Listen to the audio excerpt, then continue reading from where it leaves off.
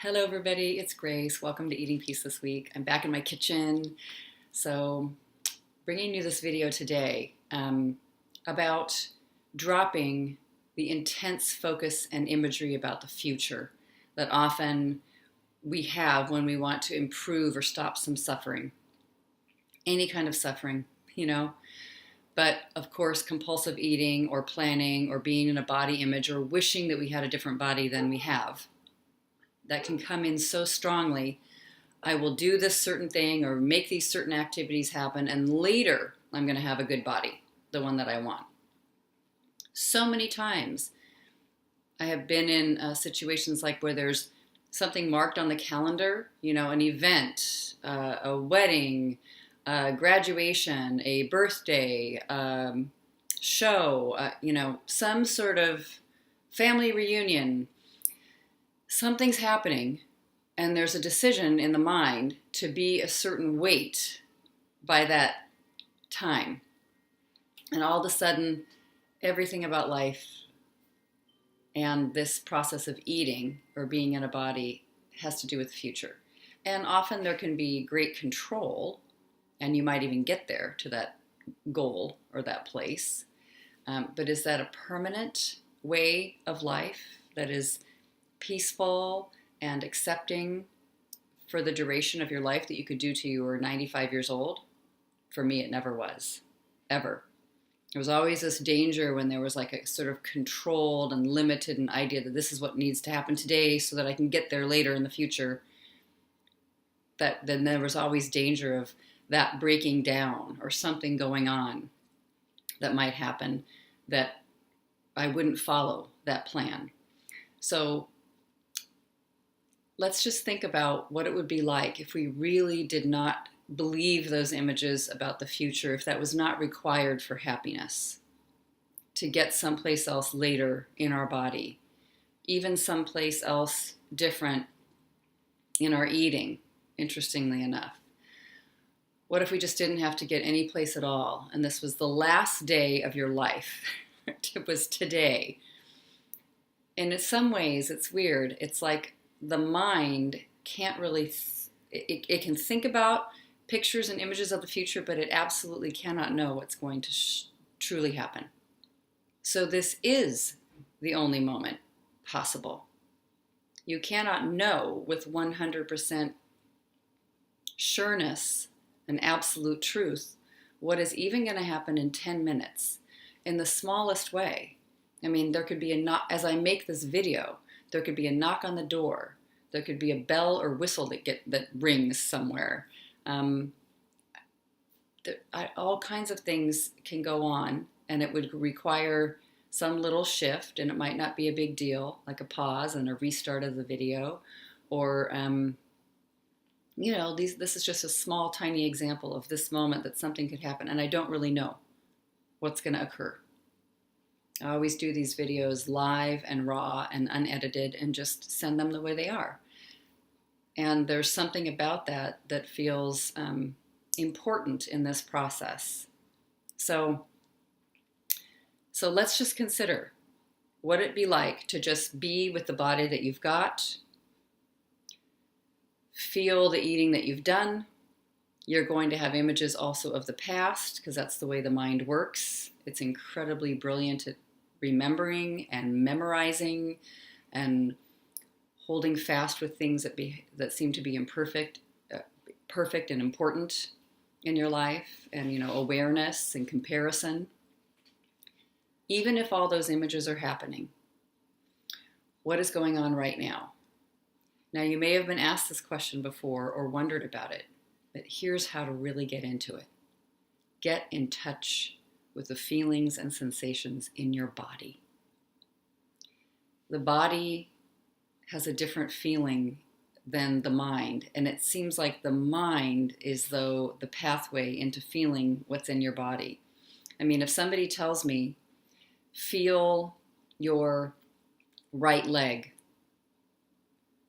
put your energy into your right leg at this particular moment, it seems like it's with my mind that I direct attention to a sense of feeling.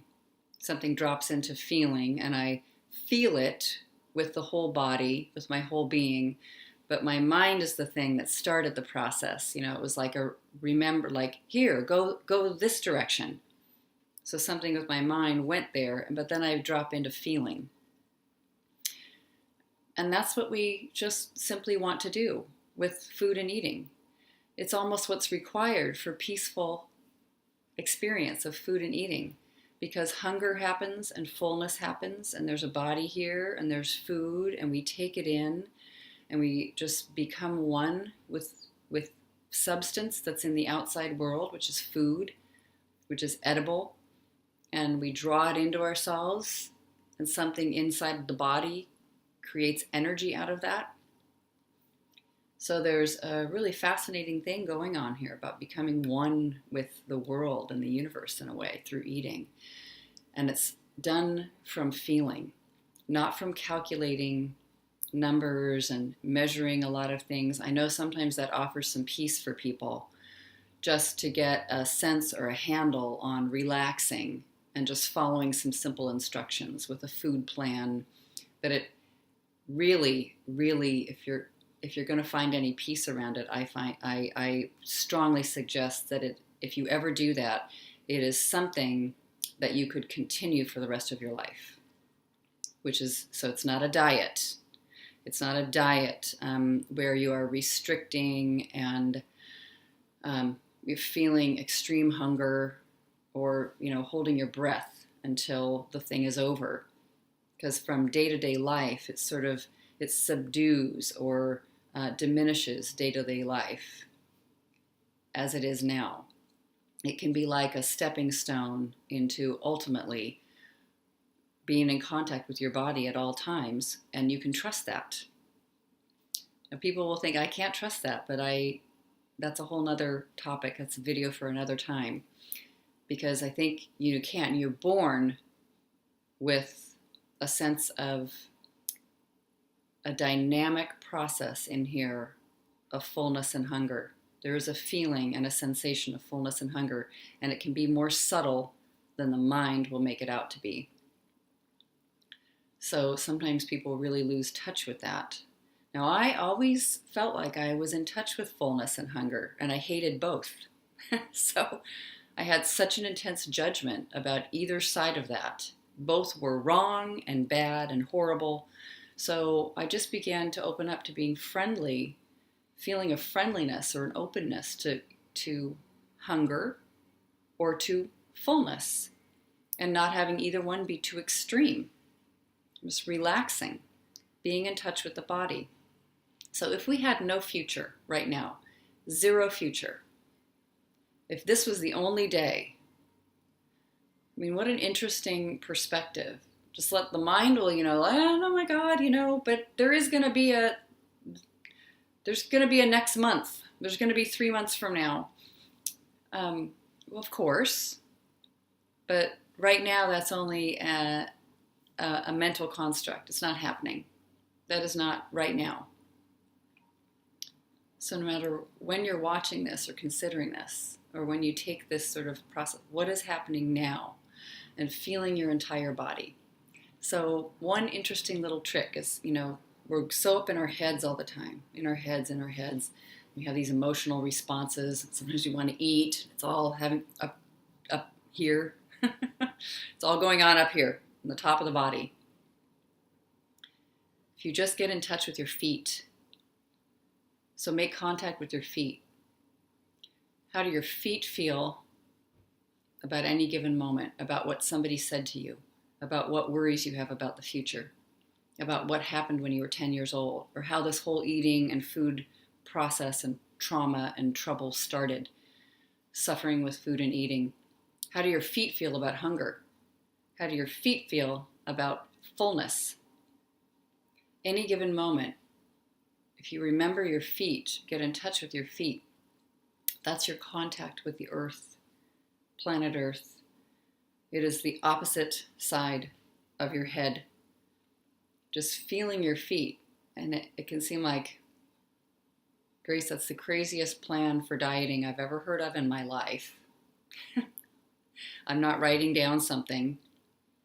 It's true, you aren't.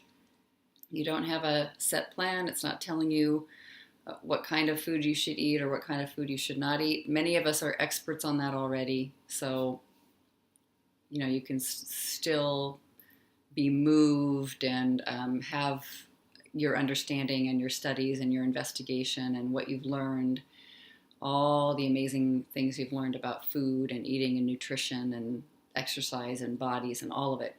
You just relax that, because how do your feet feel about this moment? Any given moment. They're usually okay with it.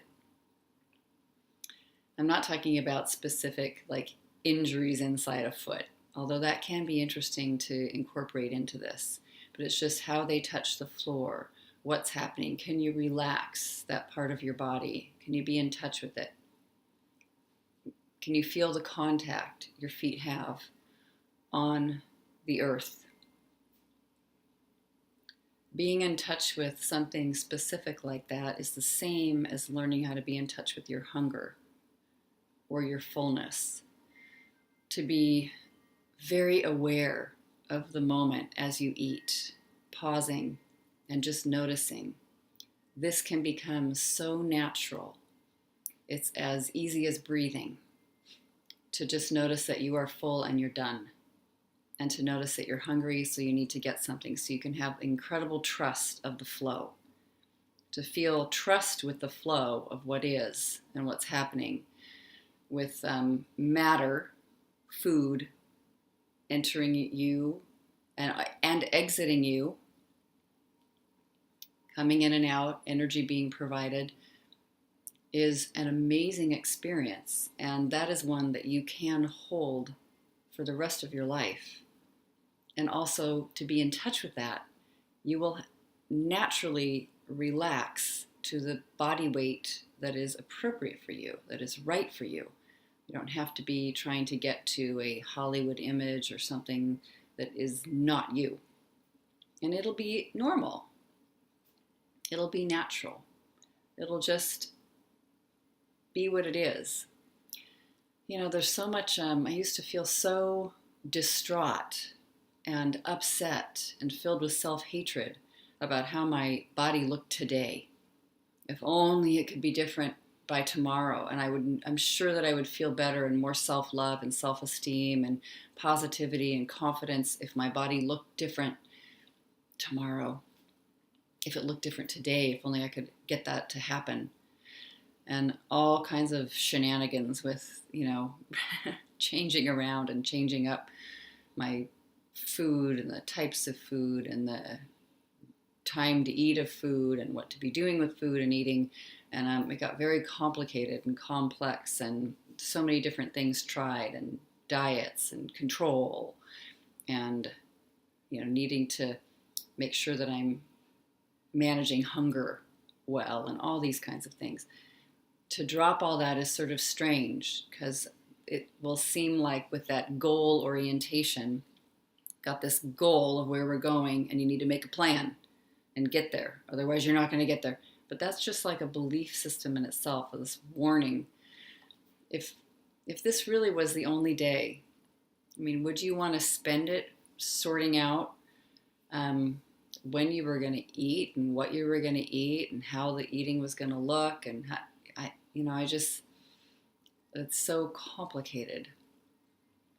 So keeping things simple, being in touch with the feeling in this body, more feeling, less analysis.